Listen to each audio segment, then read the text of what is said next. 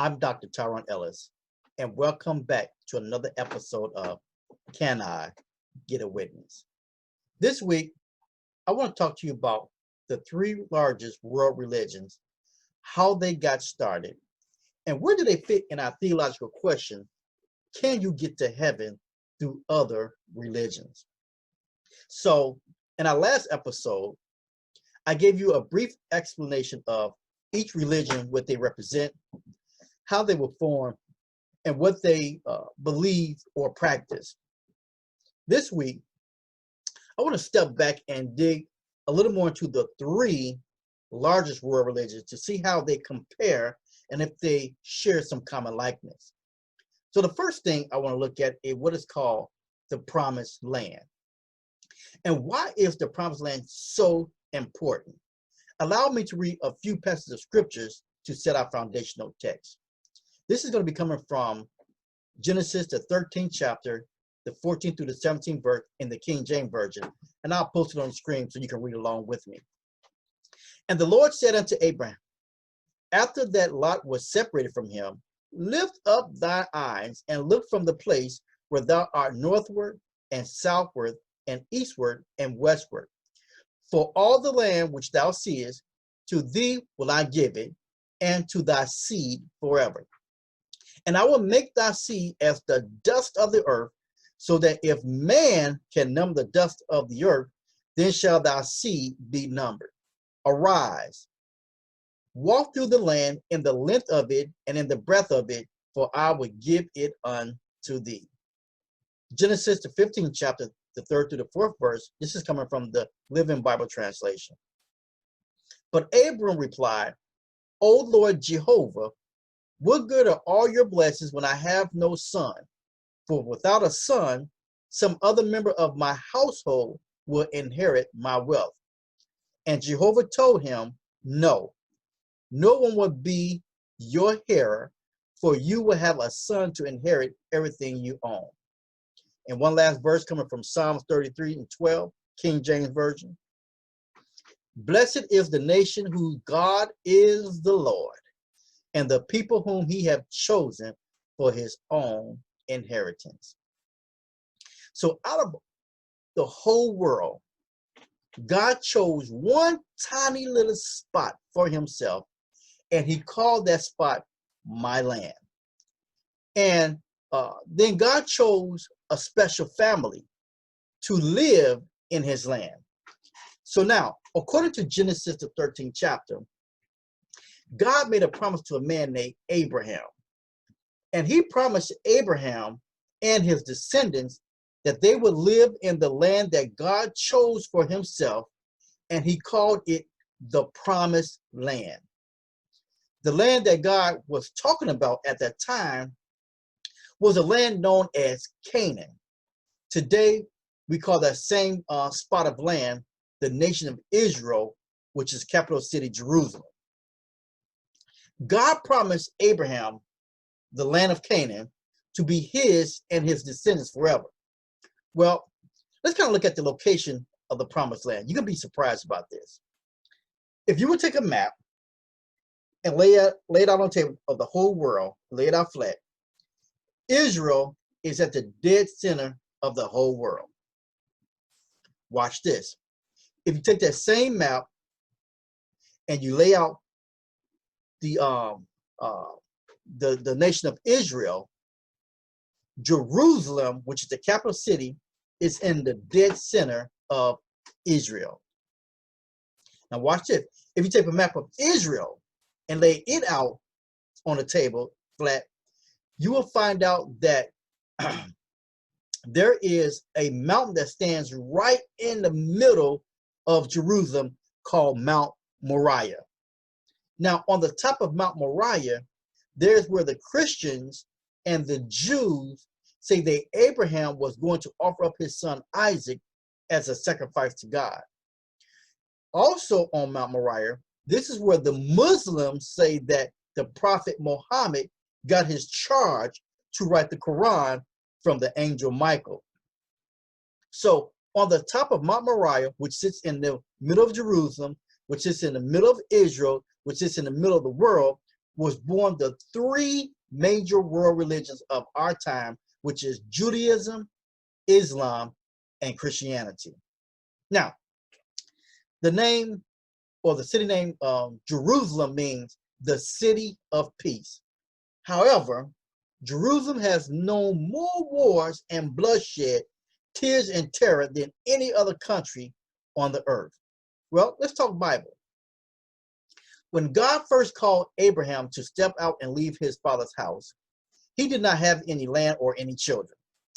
Eventually, Abraham's people became known as the children of Israel, and it wasn't until the book of Joshua, around about the 6th chapter, that the children of Israel crossed over the Jordan River and conquered the city of Jericho, which was the entrance into the promised land. Now, by the time David is anointed king over Israel, somewhere in the last decade of the 11th century before Christ, David conquers a Jebusite city that he felt that Jebusite city would be the capital of Israel, and that Jebusite city was named Jerusalem. Now, Israel felt justified in conquering that land because God promised the land to Abraham, Isaac, and Jacob, and Jacob's name was later on changed to Israel by God. So Israel felt justified in conquering the land because God promised the land, and that is why it is called the Promised Land. Now remember, the land called, the city called Jerusalem in Israel is in the centermost part of the city, which is in the center part of the country, which is in the center part of the world. Now, over the years, the city of Jerusalem, which means city of peace, will be conquered and reconquered some 38 times. Remember, when if you remember, even during Jesus' time, the Palestine state of Israel, capital city Jerusalem, was under Roman occupation. Because if you remember the story, when the Herodians, when they tried to trick Jesus with the offering coin, they asked Jesus this question, said, "Is it right to pay tribute to Caesar?" Because the Jews didn't believe in honoring anyone else except God. And Jesus said to them, "Tell you what, bring me the coin." And they looked, and when he got the coin, he looked at it, and he simply asked the simple question. He said, "Whose image is on the coin?" And they responded, "Caesar's image." Then Jesus told them, "Give it Caesar what belongs to Caesar, and then give to God what belongs to God." So Israel will be conquered and reconquered again and again. Watch this. Jerusalem was overtaken from the Jews by the Babylonians in 587 BC. That's why the psalmist wrote the Psalm 137:1, "By the river of Babylon, there we sit, yea, we weep, when we remember Zion or Jerusalem." Then Jerusalem or Israel was taken by the Roman Empire, which was during the time in the life of Jesus while he was on earth. Now, they hold onto the promised land, talking about Rome, for a very long time. And they eventually barred all Jews from the holy city of Jerusalem. Now, it wasn't until 313 AD that a man named by the name of Constantine became the first Christian emperor of the Roman Empire. Now, the story is told that because he was converted to Christianity, that he was sympathetic to the promises that was made to the Jews, and that Israel was given the promised land. So he allowed the Jews, people, to come back to Jerusalem. Now, it was some 300 years later in 638 AD, a Muslim successor after the Prophet Muhammad, whose name was Omar, went and took Jerusalem by force from Rome and made it a city for Muslims. Now, Muslims had control of this land for almost 1,300 years. So if you look at the map of the Middle East prior to 1948, you will not see a place on the map called Israel. You will only see an area called Palestine because there was no country or nation of Israel. Now, a lot of people ask the question, well, who are the Jews and who are the Muslims? Well, that takes me to my second point, the promised seed.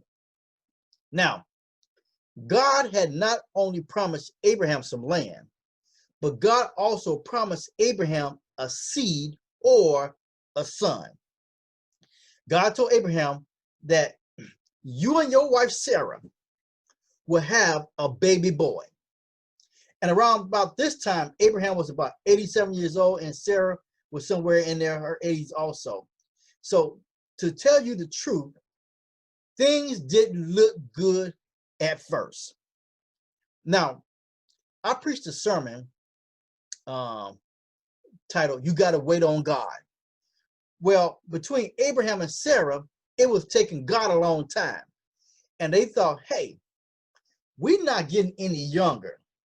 So they go ahead of God and took matters into their own hand and decided to have Abraham sleep with this Egyptian handmaid by the name of, I'm gonna say it was Sarah's Egyptian handmaid by the name of Hagar, and out comes a baby by the name of Ishmael.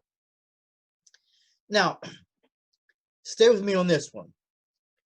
It was 13 years later, and Abraham has settled down, and he's now comfortable with his decision that he and Sarah made about having a child with the Egyptian handmaid by the name of Hagar.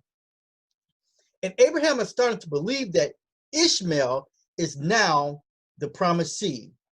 But God told Abraham, you got this thing all mixed up. Ishmael is not the one that will carry your lineage as the promised seed, because Sarah will have a male child and she is to name him Isaac, which means laughter. So Abraham asked God, what about Ishmael? God says, don't worry about Ishmael. I will still make him a great nation also. Out of his bowels shall come 12 princes from his name. And Ishmael goes on to become the father of the Arab people, and the religion of the Arab people is 98%, you got it, Muslim. Now, excuse me, let me prove to you real quick that God kept his promise as he that he made to Ishmael, so he would become a great people and a great nation. These are all the Arab countries. Egypt has 66 million Arabs. Iran has approximately about 69 million Arabs. Iraq has approximately about 21 million Arabs. Saudi Arabia has about 20 million Arabs. Yemen has about 13 million Arabs. Syria has about 16 million Arabs. And Kuwait has about 2 million Arabs. If you add all of that up, it's approximately about 210 million Arabs living in the Middle East today. And watch this, there are only about 5 million Jews living in Israel. And Israel is surrounded by all of these Arab countries that do not like them. So now, Abraham had Isaac. Isaac has Jacob, and God changed Jacob's name to Israel, and Israel had 12 sons who all became individual tribes that make up the children, or what is now called the nation of Israel. So now you have the birth of two nations, one Arab and one Jewish. Both nations have the same father, Abraham. They both are born in the same land, Canaan, and they both feel that they are entitled to the promised land, which is known as Israel, capital city, Jerusalem. So now here's the problem. The land that was promised to the Jewish people has been in the hands of the Arabs for nearly 1,300 years, and that's what's called possession by time. But the Jews didn't care how long the Palestinians had the land. They felt that it was their land because God promised them the land. But the Palestine Arabs felt that it was their land because they had possession of it for nearly 1,300 years. So now, that's the three religions birthed out of the same father. That's Judaism, given to the fathers of Moses. Christianity was a combination of Judaism and the new teachings of the Messiah Jesus Christ, and Muslim, given by Muhammad to correct the perverted teachings of Christianity. So, in our next episode, I'm going to talk about the difference between Judaism and Christianity and where the Messiah comes into play. So I want you to meet me next week or next time on our next episode as we dig a little bit deeper into Christianity and into Judaism, just to find out what are the key differences there dealing with the Messiah. And then we're going to go back and talk about the Muslims. So till then, be blessed. And I'll see you on another edition of Can I Get a Witness? Take care.